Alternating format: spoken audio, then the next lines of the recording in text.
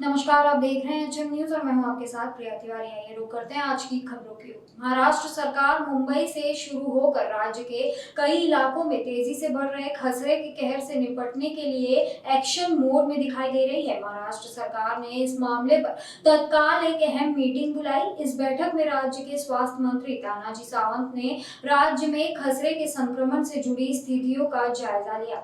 मुंबई और ठाणे के बाद अब भिवंडी, मालेगांव और नासिक भी खसरे का हॉटस्पॉट बन गया है। सिर्फ मुंबई की बात कर रहे हैं तो 10 की मौत के साथ अब तक 208 लोग खसरा संक्रमण से प्रभावित पाए गए हैं।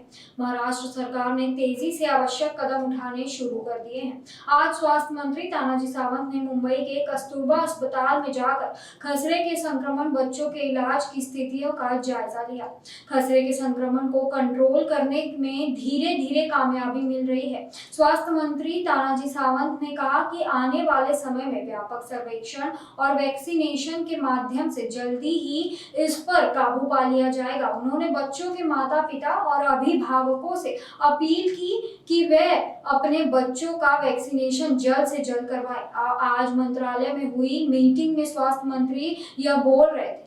मुंबई में अब तक कुल 208 खसरा संक्रमण के केस पाए गए हैं। मुंबई के अलावा ठाणे में भी 6 साल की उम्र तक से 12 संदिग्ध संक्रमण के केस मिले हैं।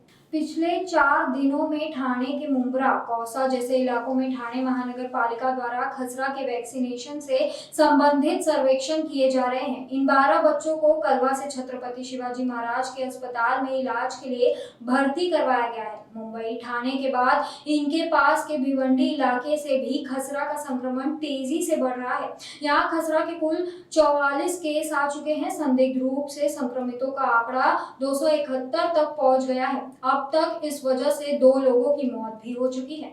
मुंबई, ठाणे, भिवंडी के साथ ही खसरा का संक्रमण नासिक और मालेगांव में भी बढ़ रहा है।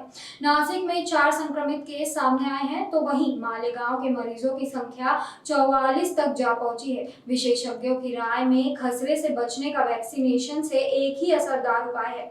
9 महीने तक के बच्चों में खसरे के संक्रमण की संभावना 8-9% है। इसलिए ऐसे बच्चों को भी खसरे का टीका लगाने की सलाह दिया जा रहा है। इसके लिए मुंबई महानगर पालिका की ओर से प्रस्ताव भी भेजा जा चुका है। महाराष्ट्र सरकार की ओर से सर्वेक्षण और वैक्सीनेशन के काम को तेज रफ्तार से बढ़ाया जा रहा है। वैक्सीनेशन के लिए एक्स्ट्रा टाइम कवर करने हुए अगले 10 दिनों में खसरे के संक्रमण का नियंत्रण में लाने का टारगेट रखा गया है। तो ये थी आज की खास खबर। इस तरह की खबरों के लिए बने रहिए एचएम न्यूज पर।